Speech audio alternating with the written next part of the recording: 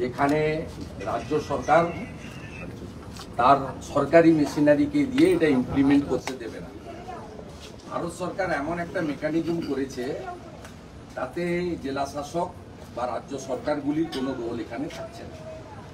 এর ফলে সমনাগরিকত্বের যে মর্যাদার দাবিতে বিশেষ করে ঠাকুর হরিচাঁদ ঠাকুর, ঠাকুর গুরুচাঁদ ঠাকুর, পরবর্তীকালে কেপি ঠাকুরদের নেতৃত্বে, তার পরবর্তী সময়ে শান্তনু ঠাকুর মহোদয়, অঞ্জলি কৃষ্ণ ঠাকুর মহোদয় এবং ওই পরিবারের বড়দা সুব্রত ঠাকুর মহোদয় যেভাবে 14 সাল থেকে ভারতীয় জনতা পার্টি এবং রাষ্ট্রবাদী আন্দোলনে যুক্ত হয়ে মোদিজির পরিবারের সদস্য হয়ে দীর্ঘ লড়াই তারা করেছেন, তাদের 14 সালে আপনারা জানেন মাননীয় সুব্রত ঠাকুর মহোদয় 15 সালে উপনির্বাচনে লড়াই করেছেন এবং সেই লড়াইয়ের পরে মাননীয় শান্তনু ঠাকুর মহোদয়কে জেল খাটতে হয়েছে মিথ্যা মামলায়।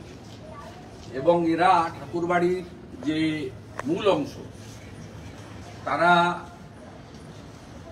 নরেন্দ্র মোদীজির উপর আস্থা ভরসা রেখেছিলেন যে আলটিমেটলি যদি এর সমাধান কেউ করতে পারেন তাহলে শক্তিশালী প্রধানমন্ত্রী করতে পারবেন, শক্তিশালী স্বরাষ্ট্রমন্ত্রী করতে পারবেন। 19 সালে লোকসভা নির্বাচনের প্রচারে ঠাকুরনগরে মতুয়া ধামে প্রধানমন্ত্রী লক্ষ লক্ষ মানুষের সমাবেশে কথা দিয়ে গেছিলেন যে আমি এটা করব, এবং সেই অনুযায়ী সংসদের দুটো পক্ষে আইন অনুমোদিত হয় এবং 20 সাল থেকে করোনার প্রভাব থাকার জন্য 20-21 এবং ভ্যাকসিনেশন কমপ্লিট করার জন্য 22 সাল চলে যায়।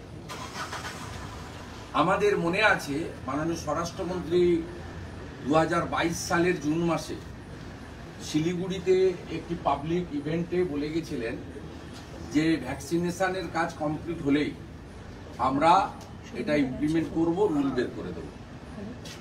তাই ভারত সরকার আলটিমেটলি এই তার কার্যকাল মেয়াদের মধ্যে এটা কার্যকর করে প্রধানমন্ত্রী এবং স্বরাষ্ট্রমন্ত্রী ঠাকুরনগর মতুয়াধাম, বিশেষ করে বাঙালি হিন্দু উদ্বাস্তু তাদেরকে যে কথা দিয়েছিলেন সেই কথা রাখলেন।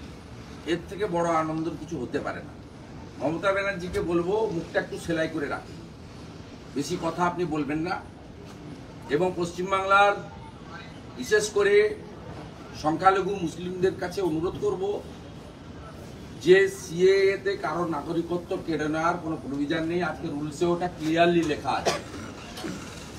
তো আপনাদের আমি বিরোধী দলনেতা হিসেবে পাশে ঠাকুরবাড়ির বড় পুত্র এবং আমাদের গাইঘাটার সম্মানীয় বিধায়ক সুব্রত ঠাকুর এবং আমাদের ডক্টর সেলের কো কনভেনার, আমাদের শহীদ মনীষের পিতৃদেব ডক্টর শুক্লা এখানে আছেন, তাদেরকে সামনে রেখে আমি সমস্ত সংখ্যালঘু মুসলিমদের কাছে বলবো সিএএ রুলস এবং আইনে কোথাও কারো নাগরিকত্ব কেড়ে নেওয়ার বিষয় নেই।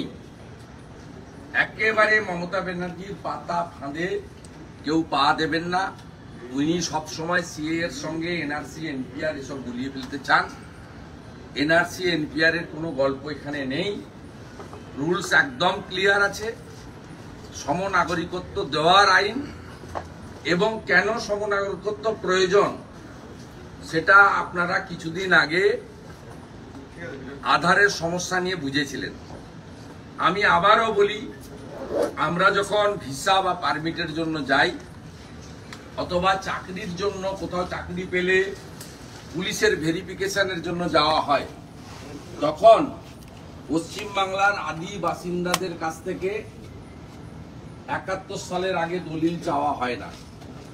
কিন্তু বিশেষ করে 9টি জেলা বাংলাদেশ পার্শ্ববর্তী, তাদের সেখানে বলা হয় যে তুমি 71-এর আগে দলিল আনো, ভেরিফিকেশন তোমার হবে। অথবা বিদেশে যাওয়ার জন্য, সে কর্মসূত্রে হতে পারে, শিক্ষার জন্য হতে পারে, বেড়াতে যাওয়ার জন্য হতে পারে, বা আত্মীয়র কাছে যাওয়ার জন্য হতে পারে। ভিসা এবং পারমিটের ক্ষেত্রে বলা হয় 71-এর আগে দলিল আনো।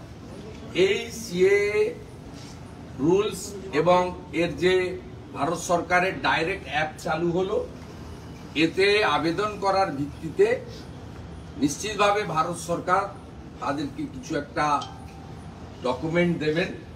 সেই ডকুমেন্টের ভিত্তিতে কোথাও ভিসা পারমিট বা চাকরির ভেরিফিকেশন বা আধার থেকে শুরু করে পাসপোর্ট থেকে শুরু করে কোনো ক্ষেত্রেই তাদেরকে আর ৭১-এর আগের দলিল আনতে বলা আর আমাকে ৭১-এর আগের দলিল আনতে না বলা, এই যে ডিফারেন্সটা ছিল এটা একটা অসম্মানজনক, এইটা উঠে গেল। এবং আমার মনে হয় দেশের যশস্বী প্রধানমন্ত্রী, শক্তিশালী প্রধানমন্ত্রী থাকার জন্য তিনি তার এই কার্যকালের মধ্যে ৩৭০-৩৫-এ শান্তিপূর্ণ উপায়ে রাম মন্দিরের উদ্ঘাটন এবং পরবর্তী সময়ে এই কাজটা করার মধ্য দিয়ে তিনি ১৯-এর নির্বাচনে যে যে প্রতিশ্রুতিগুলো দিয়েছিলেন সেই প্রতিশ্রুতিগুলো পূরণ করলেন। আমি জঙ্গলমহলের কুর্মী সমাজকেও বলবো, আপনাদের যে সমস্যা মমতা ব্যানার্জি তৈরি করেছে সেই সমস্যাও ভবিষ্যতে সমাধান এই প্রধানমন্ত্রীর নেতৃত্বেই হতে পারে। তাই আস্থা, বিশ্বাস, ভরসা তার উপরেই রাখা উচিত। এবং যেভাবে পাহাড় থেকে জঙ্গলমহল সর্বত্র মোদিজির উপর মানুষ আস্থা রেখেছেন, আমি 4টে কর্মসূচিতে প্রধানমন্ত্রীর ওখানে উপস্থিত থাকার সুযোগ নিয়েছি, তাতে মানুষের যে আবেগ এবং বিশ্বাস এই শক্তিশালী নেতাকে দেখে, এর জন্য আমরা সবাই নিশ্চিতভাবে গর্বিত। এবং আবার তৃতীয়বারের জন্য প্রধানমন্ত্রী তিনি হবেন। বাকি যা যা কাজ বাকি থাকলো ওনার তৃতীয় টার্মে তিনি শান্তিপূর্ণ উপায়ে সকলের মুখে হাসি রেখে সবকা সাথ, সবকা বিকাশ, সবকা বিশ্বাস, সবকা প্রয়াস, বিকাশবাদের জয় ঘটিয়ে তিনি এটা করবেন। গভর্নমেন্টের তরফ থেকে আজকে বৈঠক করা হচ্ছে, আইন শৃঙ্খলা পরিস্থিতি রাজ্যে সর্বত্র ঠিক থাকবে, আইন শৃঙ্খলা ঠিক থাকবে। মমতা ব্যানার্জিকে বলবো উনি একটু সিদ্দিকুল্লাহ চৌধুরীকে যেন সামলে রাখেন। মুসলিমদের বলবো এই পাতা ফাঁদে একদম পা দেবেন না, আইনে পরিষ্কার লেখা আছে। আর আমি আবারও বলি, 2,28,00,000 লোকের প্রতিনিধি হিসেবে বিরোধী দলনেতা, একজনও নাগরিকের যদি কোনো রকম অসুবিধা হয় আমরা গ্যারেন্টার থাকছি।